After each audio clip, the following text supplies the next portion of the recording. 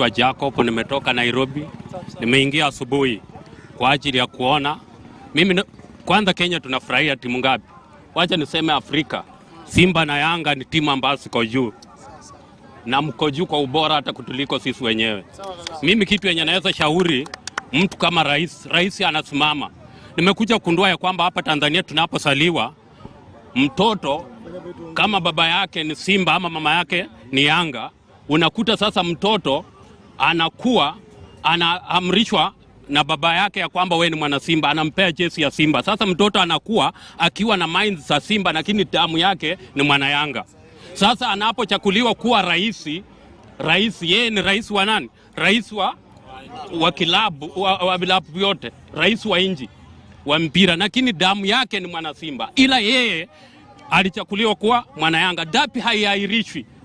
Kwa Masai dapi haingeahirishwa kulingana